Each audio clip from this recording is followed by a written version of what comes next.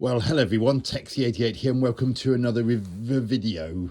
And now, this is another board game related video and we're taking a look at Resident Evil, the board game, which, as you probably guessed, is a board game adaptation of the first Resident Evil video game, although it's more based on the remake rather than the original that came out in the mid-1990s.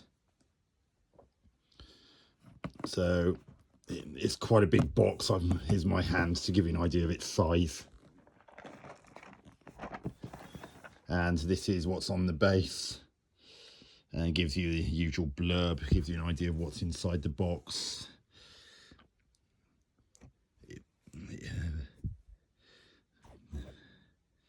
And as you can see, it can even be played solo, as it says 1 to 4 players. And there's hunters, the Cerberus, and zombies, and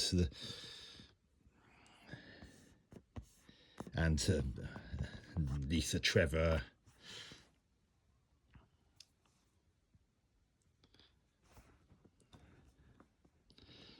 And all sorts of different cards and board game shapes, and the 4 controllable characters. Although there are only 2 characters you could control in the original video game, they made Barry Burton and Rebecca Chambers controllable to make it possible to play this game with 4 players maximum rather than restricting it to 2. And this is a cooperative board game. No one actually controls. There isn't a separate player to control the actual zombies, etc. Now this is going to be interesting, trying to take this lid off with just one hand. But I think I can manage. Nearly there. Sorry about this. Got it. And you get there's this image which is based on the very first zombie you see in the original video game. And on the reverse side of that is just an organizer for the different kind of cards that are used during the board game, and you'd simply lay them down on top of where it tells you to lay things. And the playing pieces come out in these punchable card things. Now I deliberately kept these mainly because once the game's all done, it makes it so much easier to pack away all the floor tiles without it getting all bulky. And some of the floor tiles have additional built-in wall sections which block line of sight and inhibit movement slightly.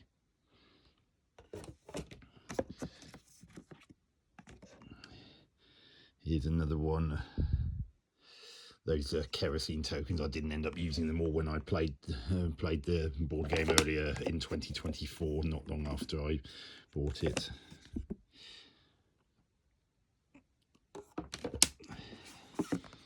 Here's the biggest floor tile of 5x5. It's double-sided. Which version of it will depend on the scenario you're doing. You notice how this 2x2 section doesn't have that wall section that other one I showed you a few moments ago did.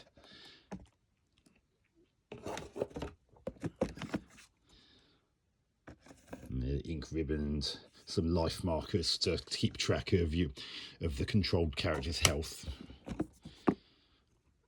And there's another one. That one got popped out, but never mind. Here's the rule book, introduction, contents, and this components is a great way of double checking that everything that should be in the game is. You get support characters which can potentially boost your roster.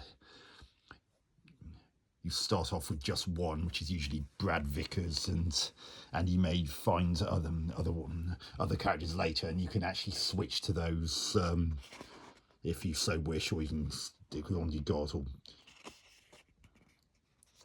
oh yeah, it's a Tyrant. That was the name of that other character whose name escaped me.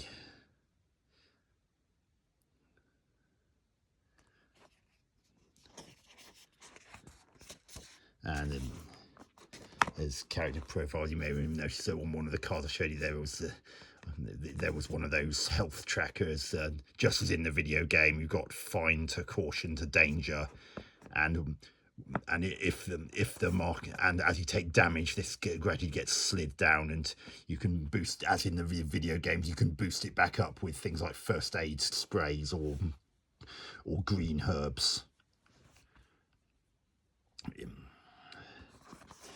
And there are various item cards, which could be weapons or items that can help in the quest, such as things that can potentially help you open doors.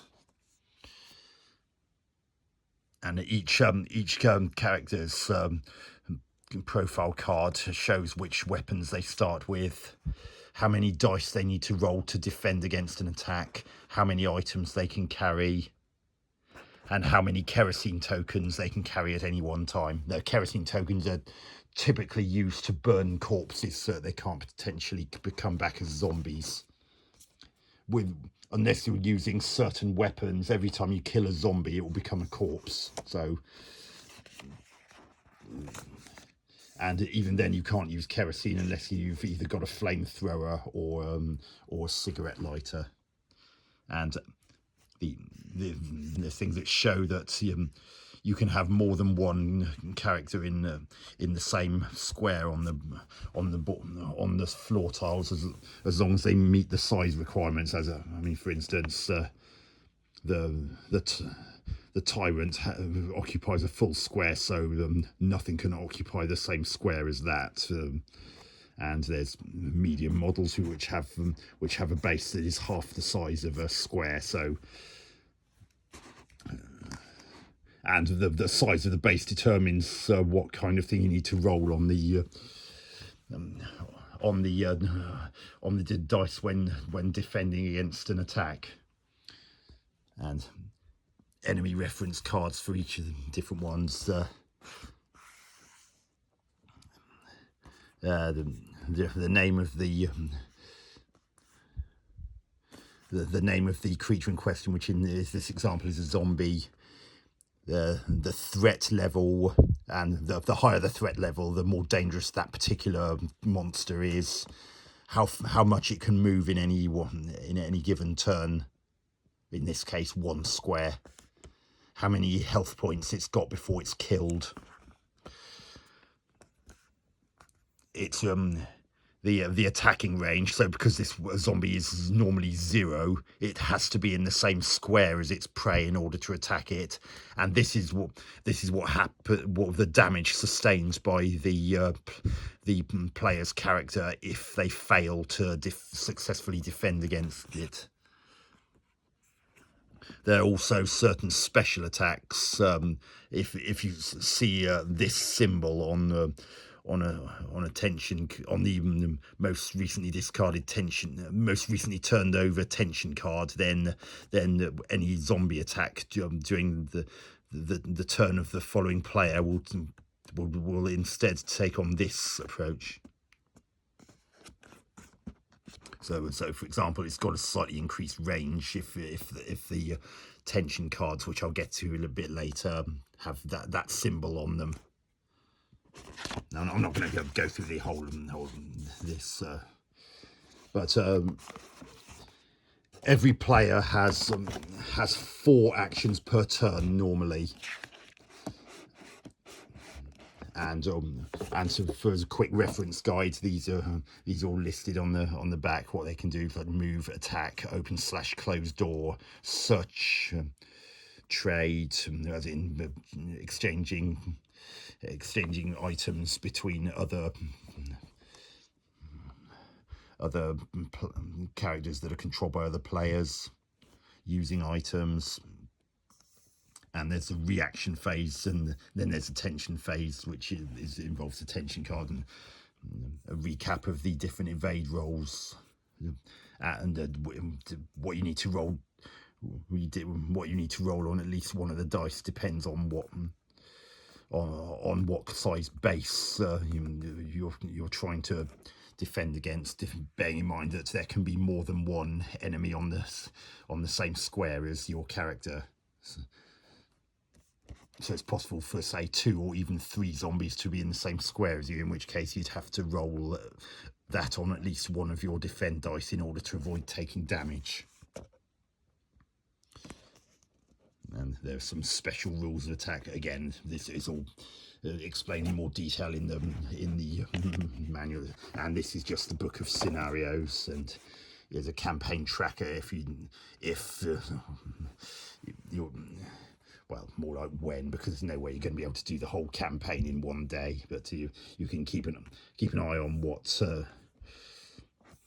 keep track of what's in each player in the item box, the playable characters, how their health is doing, what they're carrying, and so forth, and they're different locations. Only a small number are available to you at the start of the game, and you gradually unlock others as you progress through the campaign. But if you don't wish to do the game as a campaign, you can do each of the scenarios singly, and there are some special rules about what the players can start with if you choose to do it this way. And now we get to the figurines and other things themselves. So in the top left there are the controllable characters. We've got Jill Valentine, Chris Redfield, Rebecca Chambers and Barry Burton. You've got all the different monsters that I mentioned earlier and showed you the pictures of on the back.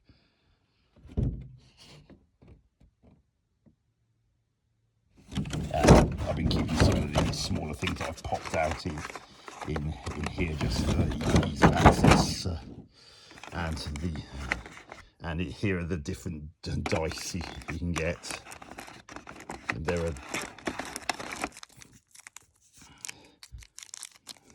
are 3 blue dice, 2 red dice, and a special encounter dice, which is most often used for if you've got a player that's on a square that walks onto or remains on a square that has a corpse on it. You'd roll this die, and if you rolled that, then any corpses that were on that square would become zombies, but they would stay corpses if they were any other thing rolled. You got these, which can be used to keep track of how much damage you've done to a monster that's got more than 1 health point. Got this is one of 2 halves of a stair. Some of the scenarios have staircases leading to separate floor layouts. Initially, you only see a small portion of the full map, but this gradually expands because there are some cards which for each of the different areas of the mansion.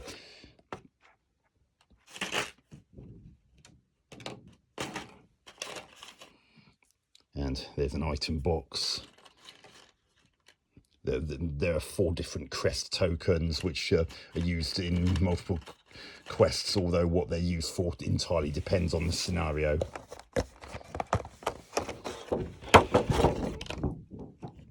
So here's another section. We've got some locked door tokens which are put directly on the board, and there are all sorts of different ones. For instance, this one would remain locked unless someone used an action to unlock it with the shield key that it requires in order to open it, after which it becomes a regular door that can be opened and closed like any other normal door. Here's an example of a door tile. The door tiles usually have 2 sides, one for showing it in its closed version, and you'd flip it over and show its open version. And as I mentioned earlier when I was showing the quick reference as to what a player character could actually do, if they wanted to, they could go through a door and shut it behind them if they had enough actions to do so. because monsters can't open doors. And here's an example of a metal door, which again has a closed and open side, but otherwise works much the same way.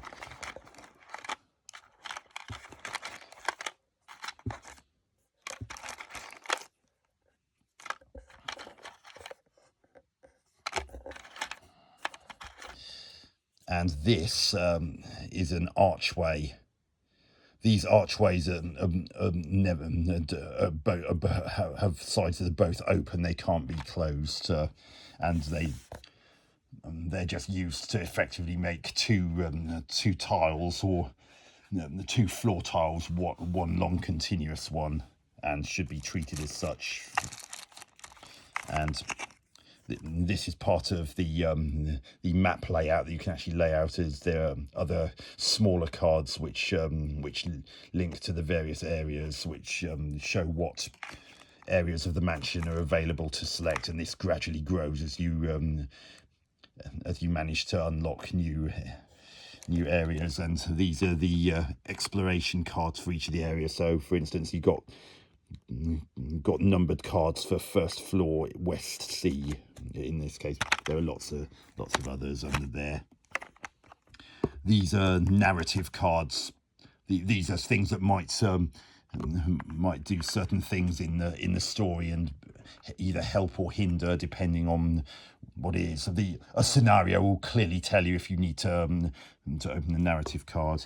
These are what you can use to maintain track of each of the different weapons, ammunition.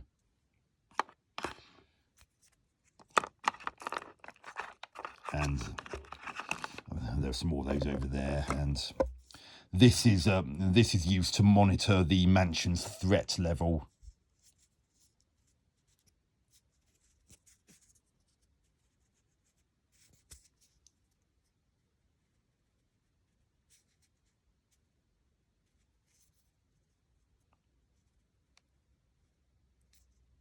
And at the very beginning of a campaign, this is only used in campaign mode, not if you're playing each scenario separately.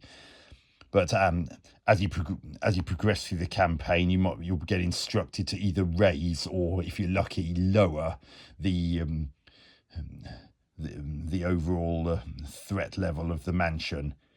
If it goes right the way round and you go back to the S, then the entire campaign is a total failure, as the overall mansion gets swamped and all of you become trapped beyond salvage.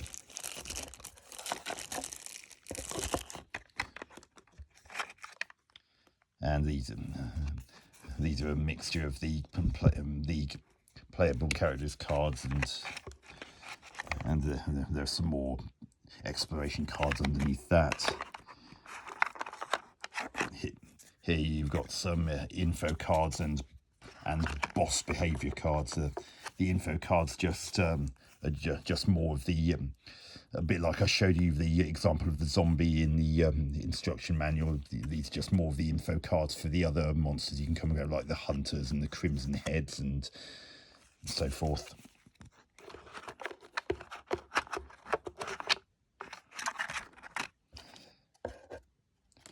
And here's some smaller cards. These are cards in which the 4 cards which are sometimes used in scenarios that involve any or all of the crest tokens that I showed you one of earlier.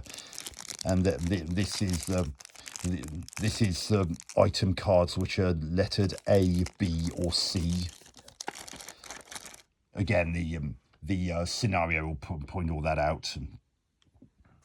And you'd pick these up by going onto a square that had A in this case, or B or C, and you'd simply pick up the uppermost card in the face down pile in order which bears the letter shown. Now, this is if you see this on a floor tile, the moment someone steps onto that floor tile for the first time, they would turn over one of the encounter cards, which might do nothing if you're lucky, but might spawn additional enemies. And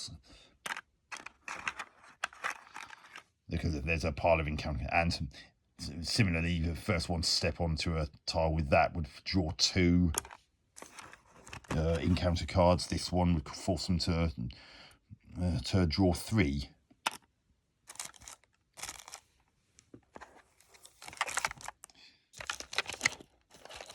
And here's an example of an encounter card that I just mentioned. So this one's was telling you to spawn a zombie, and also search the encounter deck discard pile for any cards which spawn with spawn entries that spawn Cerberus enemies, and shuffle them back into the deck. And if the encounter cards pile runs out, then it would simply be reshuffled and placed face down and gone through again. And you may also have noticed that sometimes there are symbols or in fact more often than not, there are symbols at the top of the card. Those might come into play with things like the narrative cards I explained earlier, or in certain other things that can happen during a campaign. And this is the closest this game has to a time limit. This is called the tension pack, and you've got several different sorts of the 3 different the different stages of how impactful the tension card will be. Green ones are all clear and usually have no adverse effect, or in fact no effect at all, even though the text on them might not necessarily be the same as the previous one. The usual effect is that one's all clear and is generally positive. Then you've got some amber coloured ones. These can potentially be a bit more troublesome. So this one, if the next character is on the same tile at the start of their tension phase as they began their turn on, they must draw 2 additional cards. Now bear in mind, if the tension card totally exhausts, unless the scenario rules specifically say so, that would mean that particular scenario was failed, as that would effectively mean that the players had all run out of time. And the only way to bolster that is with the ink ribbons. Now, in the original video game, ink ribbons were used to save a game partway through so that you could continue it on a later session. Whereas in this, they totally refresh the tension pack and can give you a bit more time to complete the scenario. And this is an example of one of the status red tension bags. These are going to be more troublesome than the amber and green ones. So even though the monsters will have had their turn by the time the tension card has concluded that particular player's turn, this particular one is telling them to do effectively another reaction phase for all the enemies on the same tile as the character that's currently playing. And if you see a card with this on it, do you remember I mentioned the threat level of the mansion on that dial earlier? If the threat level icon showing on that particular dial is this mouth thing, then you'd follow the instructions against it. Sometimes there might be a card which has more than one symbol. You simply follow the rules of the symbol that was showing. If none of the symbols match that of the current threat level as indicated on the dial, then you simply ignore those bits.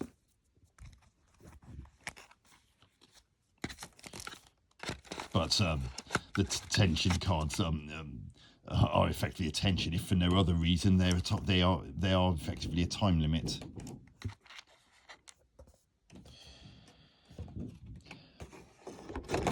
So I've actually played through the scenario of Resident Evil, the board game, and by and large, it does a pretty good job of adapting the remake of the video game, and and the way it can actually effectively do something akin to the zombies and other things responding in real time. For instance, if you attack a zombie and there's another zombie on the same tile that as you, or to an adjacent one with an open door, then all of those, once you've done that attack, will move towards you with as many movement points as was on their info card that I mentioned earlier. So there's a danger if you make too much noise or attract too much attention, you can potentially get swamped if you're not careful. And of course, as I mentioned, all of the guns have limited ammo, and you aren't always certain when you're going to come across more ammo to reload the gun with. So there's a bit of judgment involved and strategy involved in that as well. You don't want to be wasting all of your ammo and then find you're stuck with a knife for goodness knows how long before you can pick up another set of bullets or shells for the weapon you're trying to get ammo for. I mean, if I did have one complaint, it's that a lot of the weapons, it's very easy to miss with. Because, for example, if you're using a knife, then the info card for the knife will allow you to roll just one of these, but at least the knife is one that can never run out of ammo. And with the knife, the only way that you can harm or kill an enemy if it's only got one health point, such as the zombies or the Cerberus, is to roll this side, which has multiple bullet holes. If you roll that or any of the others, you won't even scratch that enemy. So with the knife, there's literally only a 1 in 6 chance of being able to harm it, even though the knife can only be used against enemies on the same tile or adjacent ones.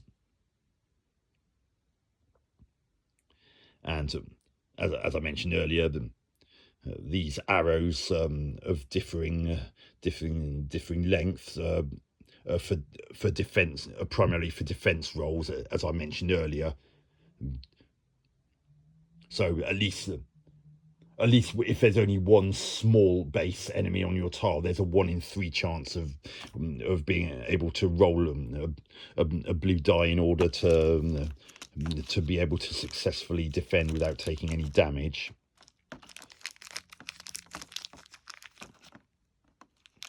And unfortunately, many of the weapons in this game use blue dice. Only the more powerful ones, such as the grenade launcher and Magnum, use the red dice in any way.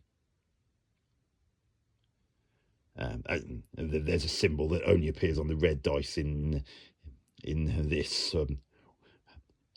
What the effects of rolling that for a weapon that uses the red dice is clearly indicated on the info card for that particular weapon, which will be on the item card that you picked up that would contain it. Rather than that.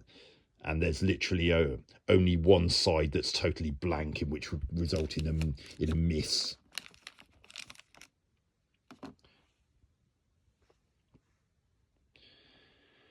So that's my only real gripe with the game. That a lot of the weapons, it's very easy to not roll decent things, decent rolls with, unless you're lucky enough to have a weapon that uses any red dice, and you're not going to get those until later on in the campaign. And it seems a bit silly that if you're in a square armed with a knife and there's a zombie in the same square as you, that you can possibly miss it. it does stretch credibility a little, and if you're actually attacking an enemy and don't roll something that either knocks it back or harms it, then you're going to take damage. That's if the weapon. That's typically if the monster you're attacking is in your square or within range. Again, this is all highlighted on the. Its attacking range is highlighted on the monster's info card, as I mentioned earlier. And some of the rules you do need to think about a little bit before you fully get your head around them. But once you have, that bit's not too bad. So that's a slightly lesser gripe. But other than that, I think in general, Resident Evil, the board game, is a pretty good adaptation of the video game. And although it can be quite expensive unless you pick it up in a sale, it still does a very good job of replicating survival horror, especially with the descriptions on the tension cards and so forth that you can read out if you so wish to make the overall experience more immersive. Oh yeah, and there's another thing that I think could have been cleared up. Some of the door tiles, like I showed you, could have done with being a little bit brighter, just to make them a bit clearer. So, I mean, I know there is an expansion that allows you to have proper models for closed and open doors, but at the time of recording this, which was 7th of July 2024, this is quite hard to get hold of now. And even if you do get hold of it, it's not particularly cheap. So it would have been nice if the images on the card tiles were a little bit brighter to make it easier to more quickly see whether they're closed or open doors. So make sure your room that you're playing the game in is well lit to reduce the chances of misreading whether a door's open or closed. I mean, it's not terrible. I just think that the door's imagery could have done with being a little bit brighter to make it clearer.